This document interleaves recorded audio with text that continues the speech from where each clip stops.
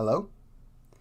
All right, I think the stream is running. I'm gonna have to go picture in picture for a second here.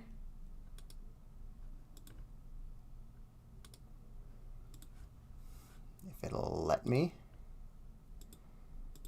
There we go. My channel. I'm gonna hop over to this, just make sure you guys can hear me. There we go. Okay, audio's coming through. So, this one is gonna be some fun. All right. The plan. Because there is a plan. I have a handful of dungeon design books on hand. Mostly the Kent David Kelly stuff. I also have this that I made, and I'm pretty pleased with how it's coming out so far. This, the document you can see on the screen right now, so far it is everything in the monster manual, everything in Volo's Guide to Monsters, everything in Mordenkainen's Tome of Foes, everything in Eberron, everything in the Creature Codex from Kobold Press, and I am partway through the Tome of Beasts from Kobold Press. The reason I have this is I want to be able to design things more efficiently. All right? So, the goal. I have made myself a little list here. I'm going to pop over here just to check the comments. Okay, I've made myself a little list. This is a few pieces of dungeon design, okay? And with that dungeon design, I'm going to try, it is a big spreadsheet, actually, but it's still underway, actually. So I've got all of these pieces of dungeon design together. So what the goal is going to be is I'm going to take this, and let's see, anywhere between 2 and 1,260. All right, let's see. I should have a dice roller on here somewhere. Dice roller. 1,260. Nope, I can only go to 126. Okay. It's going to be interesting. So, the hundreds place will be a D12. And then I'll just have a 1D60. That should work. So 502 is going to be our monster in here. Monster number 502 is going to be the keystone of this whole thing. 502. Orc Nurtured One of Yurtrus. Alright. I do not remember everything in Volo's, but Orc is a good starting point. So, Orcs, it looks like we've got anywhere between levels 4, 2, and 1/2. So, getting the right headspace. I'm looking for an encounter that's not going to be anyone's first outing, but it's going to get them started on their adventure still. It's still pretty early in the adventure, even if it's not their very first thing. So, I've got styles, and I've got feels to the dungeon. So style is basically what type of building is the dungeon, right? The feel is going to be kind of the terrain, the theme, all of that stuff. So, let's get a timer ready, because this is going to be a 10-minute dungeon. I'm going to roll twice, start the timer, and then get started on the design. And actually, to be able to do that quickly, I'm going to get my drawing software open, stylus in hand. There we go. Let's move OBS over here. Yes, it's awful right now. It's just drifting off into infinity, but there we go. Display 2 is what's up. So, I've got this ready. Let's get a new screen resolution sized up, and then I'll roll on the table I've got here. So 1d10, got a 5, got a 6, start the timer. All right, number 5, 1, 2, 3, 4, 5. It's a stronghold, so it's going to be a semi-permanent military outpost.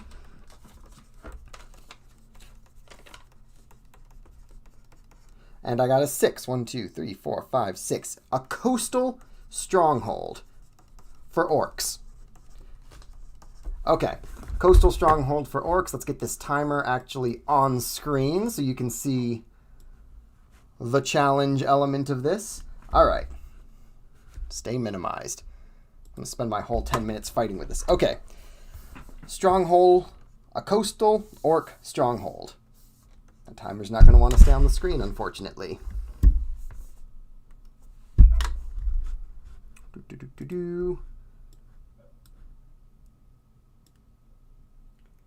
There we go. Okay. So for a stronghold, we're going to want some kind of permanency to the structure. I'm thinking we get just a fairly basic design.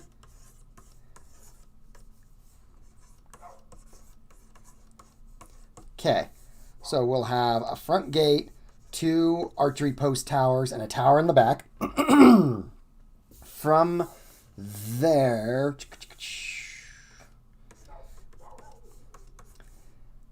Okay, all right. So we're going to have a ground floor.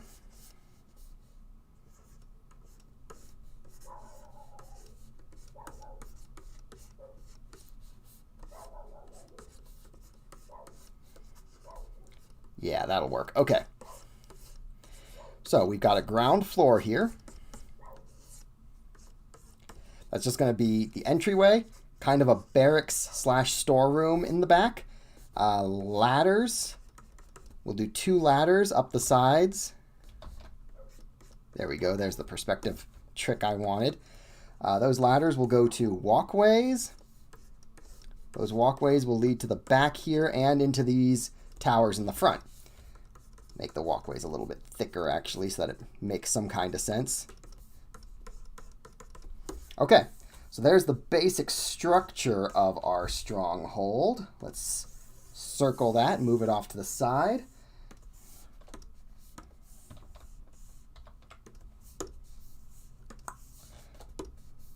Come on, there you go. Shrink it down, move it away. All right, so that's going to give us redo, unselect. Okay, so ground floor is actually going to be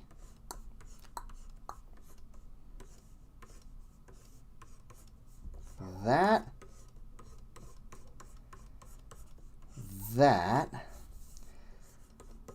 and the stairs. Okay, that's fairly defensible. I like the look of that.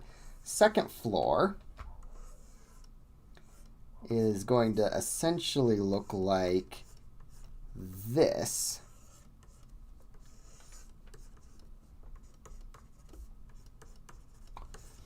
And then third floor is going to be, we'll put some stairs going up the tower here. Third floor is going to let out here. I have not placed enemies at all yet, and this clock is running. I've got down to a few minutes left. Okay. So, first floor, second floor, third floor. Third floor, we're going to have orc archers.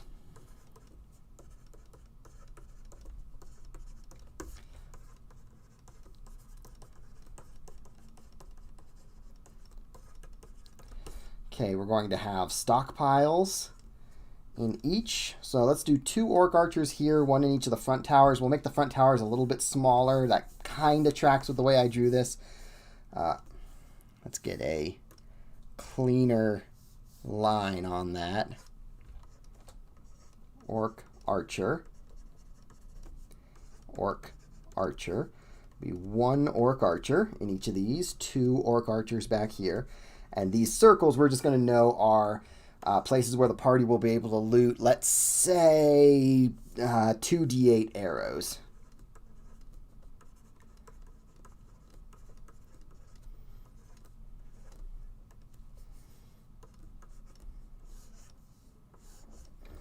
Okay, now that's just that's the flavor text, that's the set dressing. Let's have, right here is going to be kind of an orc antechamber. We'll say this is kind of the communal cook pit.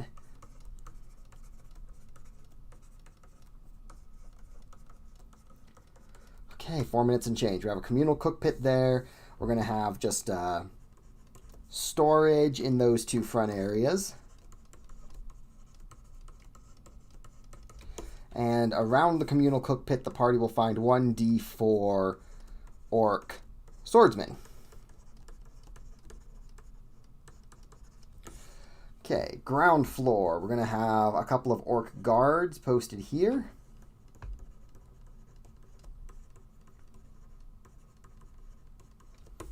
Let's say that there's...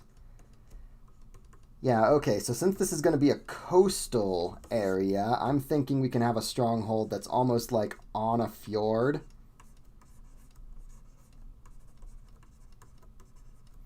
With kind of a drawbridge to the next fjord over.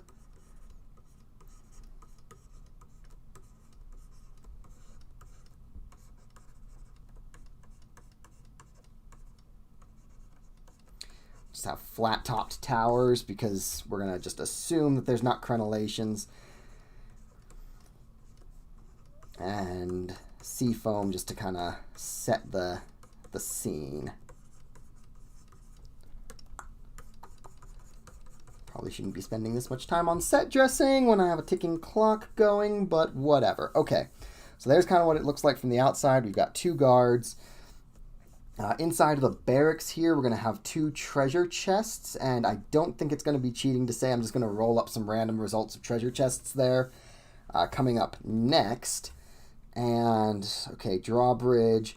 Drawbridge is probably going to be somewhat of a challenge because they can pull it up to keep the party out, and there are going to be archers here and here, which is going to make that drawbridge trickier to navigate. The party's not just going to be able to stand around figuring it out for a while. So, and actually, one of these storages, we're going to make a trapdoor. This one's a trapdoor. And we're going to have a prisoner down there who will make the encounter a little bit more interesting. Let's say it's an elf noble. Alright, and so with the food being cooked here, alright, let's real quick see if I have time to make the treasure happen. Otherworldly menageries. Okay, that's corpses. Okay, containers. Container type, so 1 out of 1,000. Container material is 1 out of 1,000. 2 minutes left, and container contents is 1 out of 1,000. So, I'll get the dice roller. Might only be able to go to 999 on this dice roller. Okay.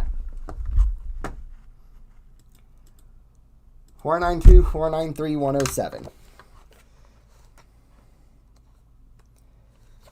492 is going to be a hollow behind a wall hanging. That doesn't actually make sense. What's nearby that makes sense? Hogshead barrel. Okay, 492, 493. Hogshead barrel made of hacked wood with an embedded axe in it. Yep, and 107 is contents, and it's going to hold bones. That's not a great reward. Let's re-roll that one. 57 seconds left. Whew, 342. 342, 342. Fungus, some kind of monster. Come on, give me something more interesting for the players to find. 719. I want it to be treasure inside of the treasure chest. Come on. That's back to container location. 719, 719. 30 seconds. Okay, 719, 719, 719. A robe. I like robe. So this is going to be a rough wood hogshead barrel.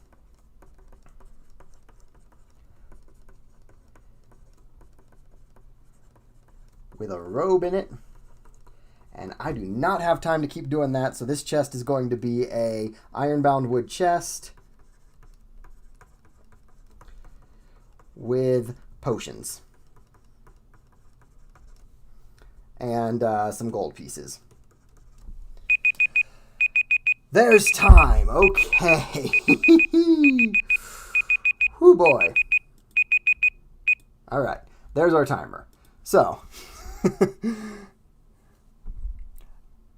probably is going to be a way. Hi, Designs by CAD Pro. Sorry, I didn't have the chat open while I was trying to get the timing down, but glad you're here. Could the chains or whatever it is used to operate...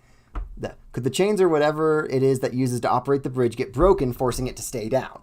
Quite possibly. The drawbridge I'm considering, and I've done this before in games, and this is how I kind of like to run games, is to give a challenge that I don't think is insurmountable, but I'm not going to come up with the solution for it ahead of time. Right? One of my favorite times I did that, I was running a sci-fi campaign. The players had a ship that was basically based on the interior look of the Serenity, if you can picture that. And they had to basically find some way to shake off a giant squid that had latched onto the ship in the course of the game. And I like throwing out problems like that. Like, okay, I'm not just saying you're stuck in a black hole event horizon, there's nothing you can do about it, unless you get clever and think of something I didn't. This is a doable problem. You know, however the players decide to get around it is how they decide to get around it, and some things will work and some things won't. Trying to get at the drawbridge chains would be a better solution than, say, standing across the ravine and trying to somehow break the bridge down. But, I mean, at the same time, if someone wants to try and sneak in with some climb checks or acrobatics or, you know, whatever addition you're using and lower the bridge from the inside, that's a possibility too. Excuse me. So I didn't actually work out where the drawbridge controls are going to be, so that's something I would have to make up in-game. But I'm fairly happy with this because you've got... I'm just going to make circles of what I'm describing as I'm describing it. You have an orc archer, there and there, standing at the top of the tower firing down.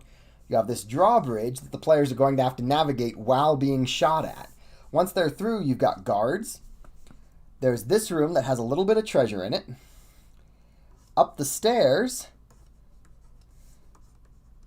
you have storage here, which I could probably roll up as another treasure chest there in the moment in the game and just see what orcs have in storage. It would probably be rations. Good chance it might be, what else besides rations? I could just throw bones in there. I didn't want a chest that was just full of bones. Like, that fits the orc aesthetic, but it's not that exciting to find. Maybe some bones scattered in among the rest of the things that they find. Here we have that trap door. They're going to find an encounter there. There's going to be an NPC encounter. That should be a lot of fun. They've got the stairs here so they can take out the archers from the top if they want to. Here you've got the orc kind of communal cookpit. And up these stairs, you've got 2 more orc archers, and there's all of the arrows that can be looted. All of that together, I think, would make for a fun encounter. And there it is, thrown together, 10 minutes.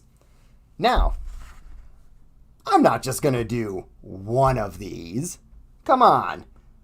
Let's see what the next one's going to be. Let's save this. We'll call it Orcs of the Coastal Stronghold.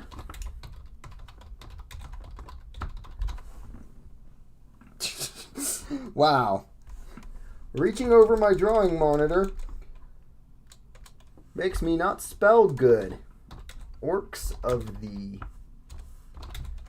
Coastal Stronghold. Nice, you know, tough sounding name, but the name kind of writes itself. I mean, let's open a new guy here. Screen resolution. Gonna want to give myself another 10 minutes. Alright, it didn't start. So, let's see what else we've got on our chart here. That might make for a fun encounter. So, 937. 937 on the chart. What's that give us? That might be getting into the weird side supplements, because some of this Cobalt Press stuff is cool, but it's weird. 937. Hound of Tindalos.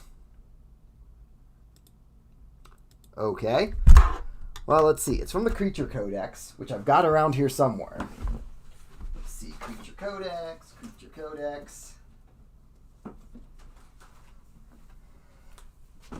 This guy. Kobold Press doesn't screw around. This thing's huge. All right, Hound of Tindalos. Let's see what this thing even is.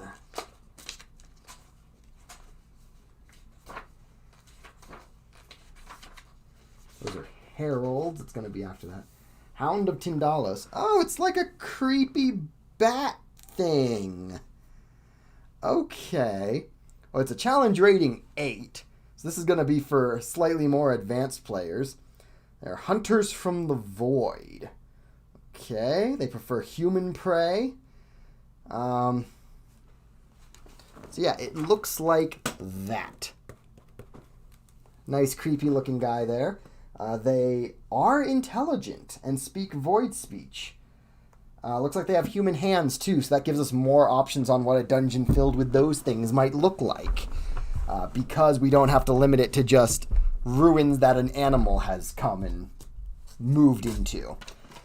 So, knowing that this is going to be these bat-like dog creatures, let's roll and start the timer. Got a 4, got a 4. Start. Okay, number 4 is a cavern. Desert cavern. So, a desert cavern. Well, let's get started on just a basic cave design. In fact, I'm not even going to draw the walls. I'm going to draw the middle section of this cave design. So you just kind of want swoopy bits. You don't want it to look too pre-planned what it's going to look like. We'll do a small little passage going that way. And let's see. These things, if they've moved into a desert cavern, they are intelligent. They can build.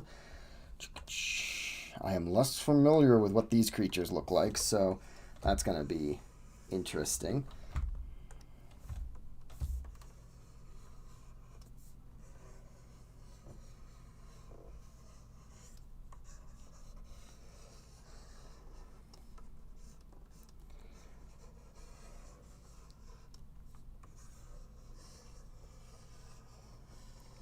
All right, so there's going to be kind of our cave design. All right, like it. So, over here, I don't know why, I just think that needs a pool.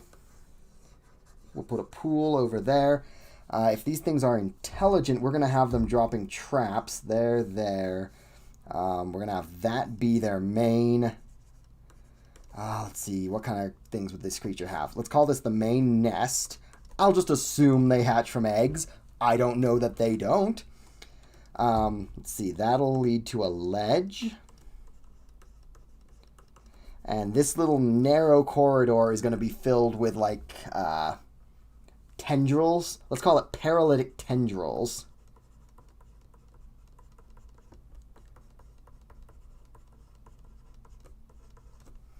Okay, this will be their watering hole. Let's remember that there's a T in watering hole. So their stomping grounds will kind of be just this whole bit here. They're going to establish more traps there.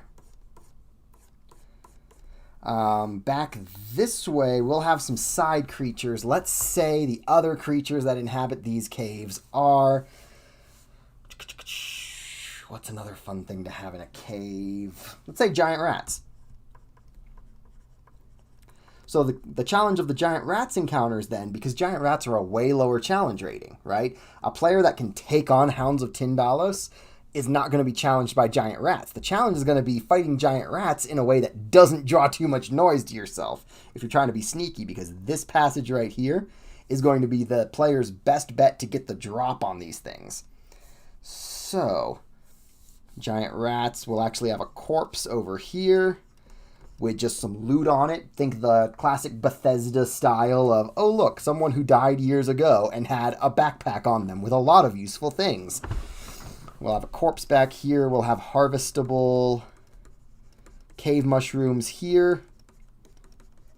Harvestable cave mushrooms. And we'll actually have the same over here. So the giant rats area kind of extends about to there. All right, I'm going to need to look up some traps. Now for level 8 players, let's see. level 10, level 9, level 8. So basic rooms. Okay, I'm going to need a 1D100 for this. 99, 41, 27, 12. So a lethality level 0 trap, a lethality level 1 trap, a lethality level 3 trap, and a lethality level 7 trap. So let's get to the traps by level, which are where again? It's been a while. Okay, random trap 1, or 0. 56. Poisoned needle.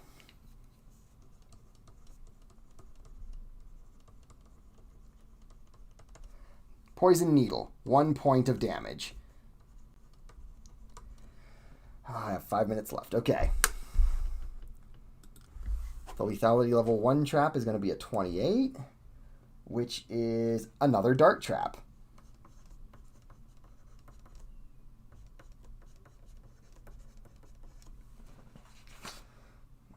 Come on. How much damage do the dart traps do?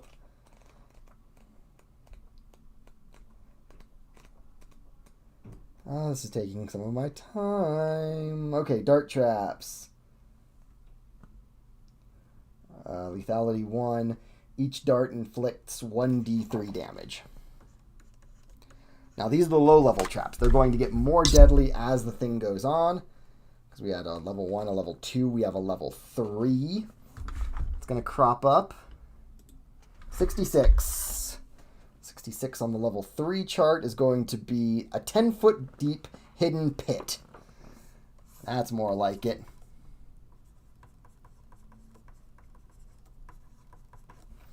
And on the level 7, which is going to be the one that, don't get cocky because the traps have been easy up to now. Kind of like how that worked out. Level 7, 94. That seems probably bad. A reverse gravity spell trigger. I don't know if these things can cast magic, so we're going to shift that. We're just going to re-roll, actually, because I don't think that fits the tone of the dungeon. 73 is a flooding 80-foot deep pit.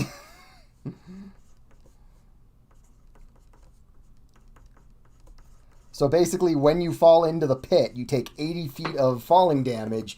They will try and throw a lid over the top and then fill the pit with water. Okay, so we have our giant rat encounter. We have our corpse. I can stat what's on the corpse. This book is good for that. Oh, I'm running low on time, but what else is new? This is the challenge I set for myself. I have no one to blame but myself. You'd think I'd be better about that, but... Okay, cause of death, wealth, race.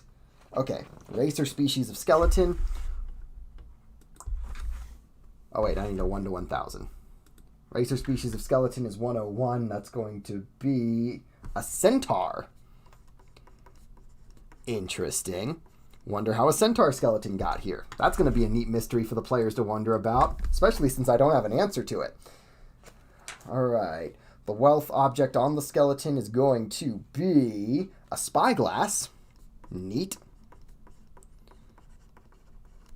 And the cause of death, which might just make this even more strange and mysterious, 995. Overshot it. Very recent death. So it's a very recent death. The body is still warm.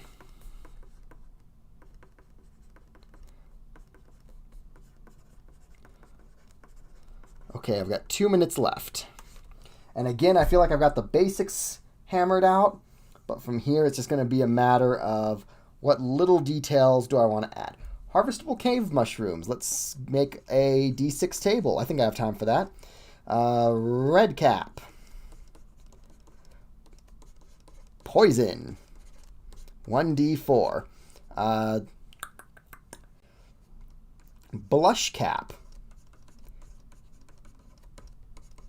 Healing. 1d...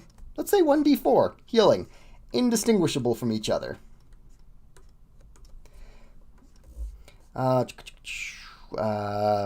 Devil Bloom. Why not?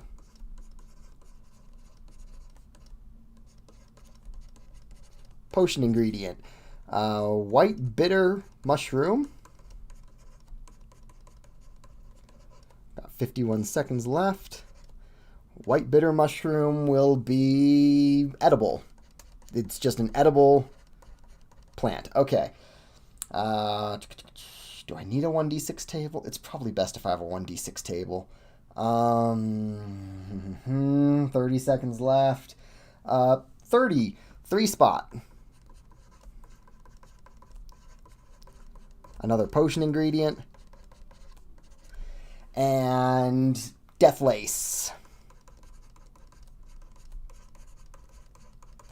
It's going to be a 2d10 poison.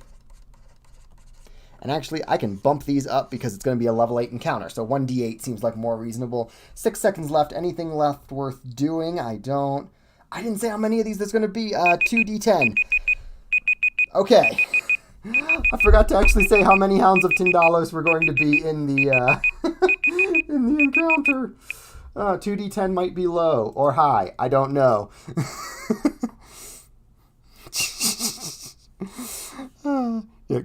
Yeah, right. I could have gone with it, but no. Okay. So here we have another whole encounter ready to go for your players. Again, 10 minutes to throw this guy together. They come in through the main door here.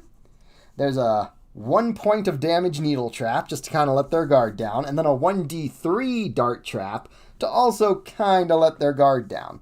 10-foot hidden pit. And then as they get close to the main nest, 80-foot deep flooding pit. So it's going to be a lot of lull, lull, lull, super danger. Now these pits are going to have some way of being activated that the Hounds of Tindalos know to avoid, because they kind of go along this whole route, back and forth and kind of through this area. This is kind of their stomping grounds. Giant rats here, the challenge of the giant rats, again, is to fight them without making too much noise and drawing the attention of the Hounds of Tindalos until you're ready. We have a centaur corpse here who was very recently killed, and there's nothing around but giant rats. I kind of myself wonder how that happened. So hopefully it'll make for a good mystery for the players. And then we have a 1d6 table of harvestable mushrooms for them to find, use, make use of. Should be great. So, all of this together, this is going to be the Hounds of the Desert Cave. I didn't really make Desert a piece of this, unfortunately. Desert didn't really come into it too much. It was mostly just a cave system with these Hounds of Tindalos in it.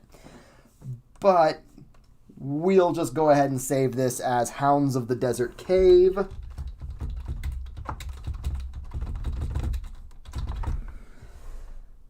Desert Cavern, I think, sounds more evocative to me. Hounds of the Desert Cavern.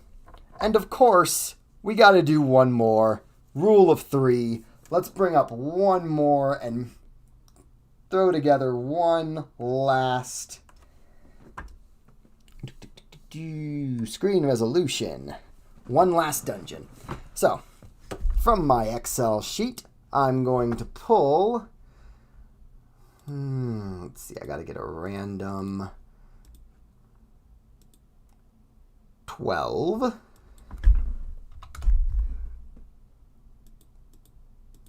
So 1,253. I might not actually be that far on the list yet.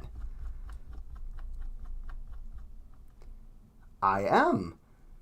Ancient Wind Dragon. Challenge rating of 22. Oh boy. So this is going to be in Tome of Beasts. Yo. Okay. Ancient Wind Dragon.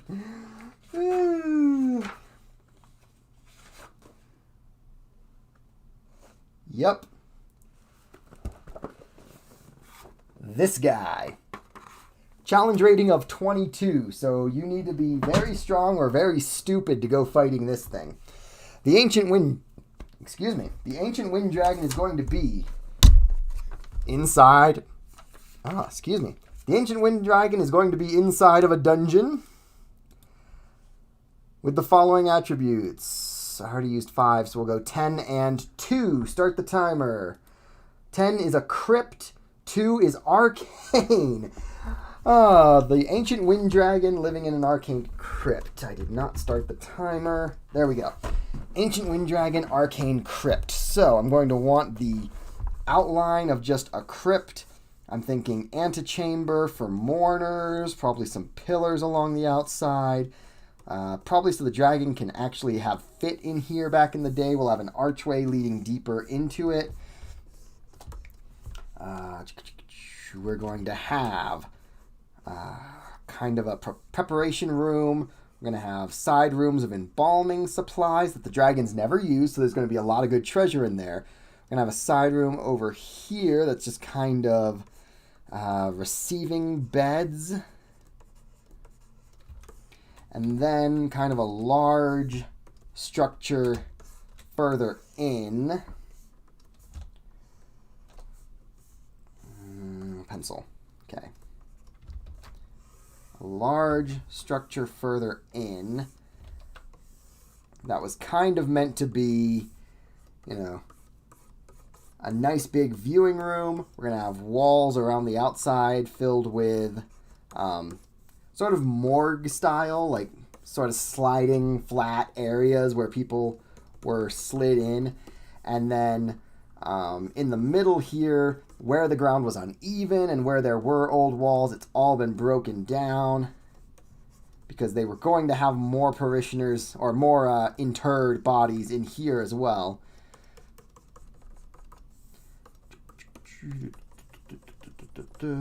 And then kind of a gold hoard sort of on the ground here. Just pile of gold. In fact, let's make it gold colored so I remember what this pile was made of. Okay, so I'm thinking for this, I'm going to want like 10 different corpse stats rolled up. I'm going to want some treasures in these rooms. And there's just going to be, as kind of set dressing, destruction and brokenness, kind of clearing these areas more thoroughly than they would otherwise have been. All right, so it's not a huge dungeon, but we only have 10 minutes, so what do you want? All right. Corpses. There we go.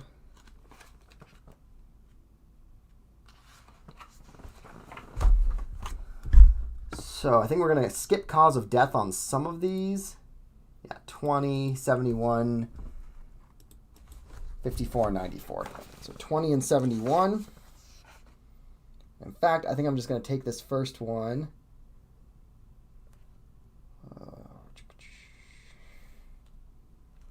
So let's go with... let's say dwarves. Okay, so these are all going to be dwarf corpses.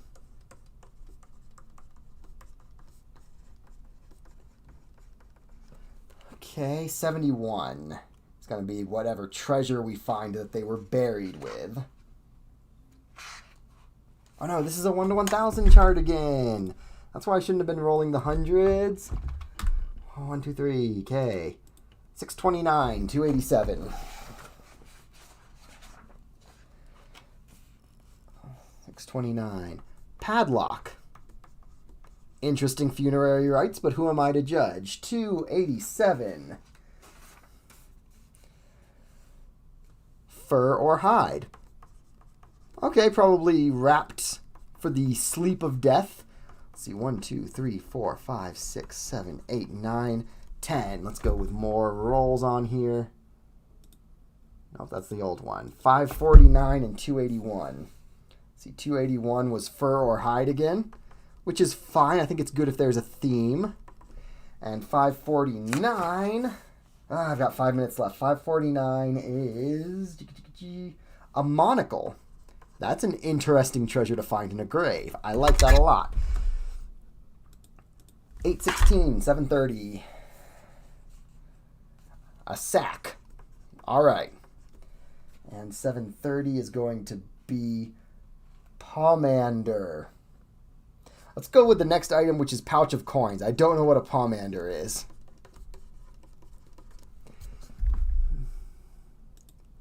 181, 907. 907 is going to be a...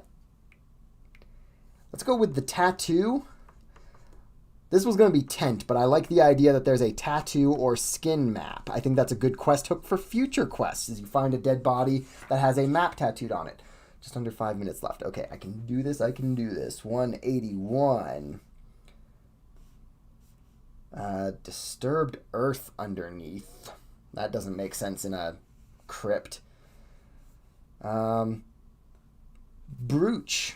A brooch or talisman. Let's go with a drinking horn and another fur or hide.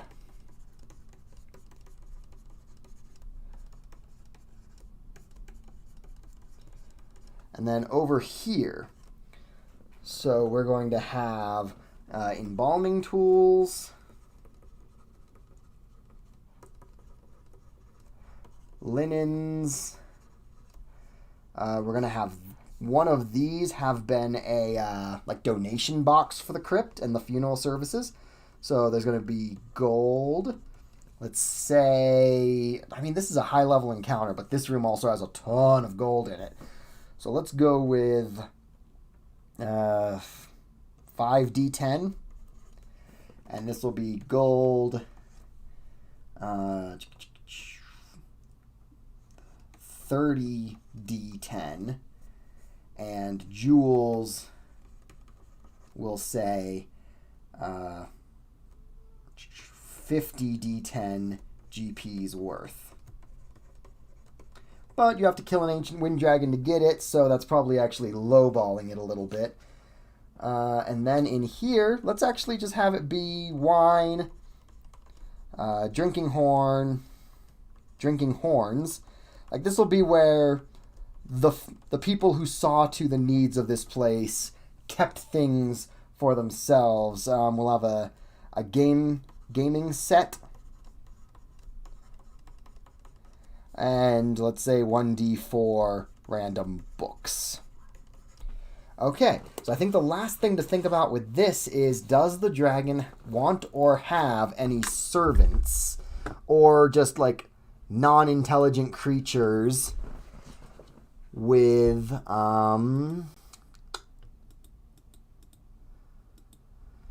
non-intelligent creatures that are, let's say, like symbiotic, I guess.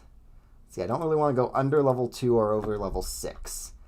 Let's see what would make sense. Oh, there's Ahwazodals.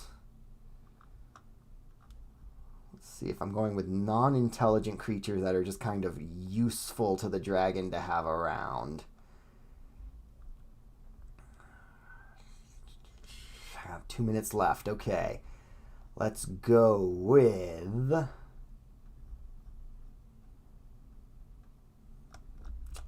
right, let's stick to the basic ones in the monster manual. That'll be a good place to start. Let's do... Actually, this isn't the monster manual, but I think it works. No, I think it's going to be too high level. Oh, come on. What do I want to throw in here? All right, let's actually swap out and go with intelligent creatures to see if the dragon just has, like, servitors or something.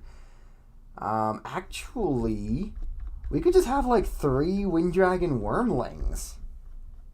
That would work. Wormlings might be too low level, actually.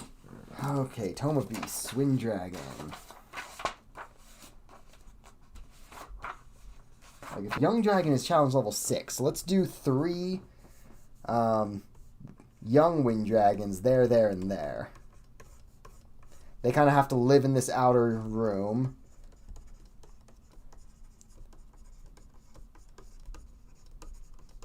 But they are this dragon's brood.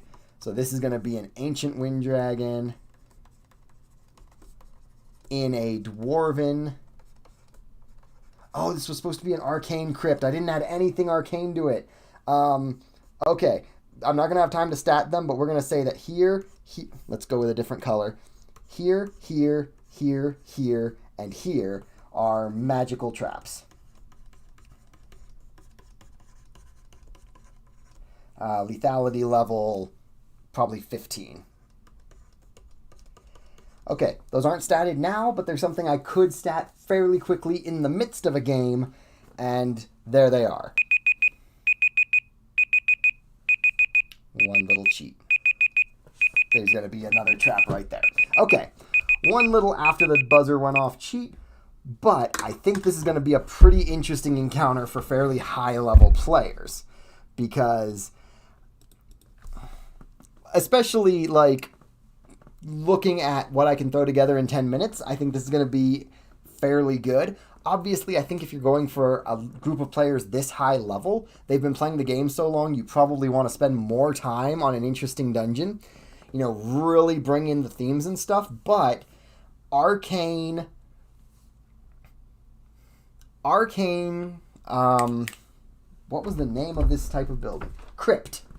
Why couldn't I think of Crypt? Arcane Crypt, inhabited by this ancient wind dragon, you know, once having belonged to the dwarves. You know, what does dwarf magic look like? As opposed to, you know, you think of arcane stuff, you think like human sorcerers, maybe elven wizards. What would dwarf wizards do with their crypt? And I think that's going to be the interesting way to take this.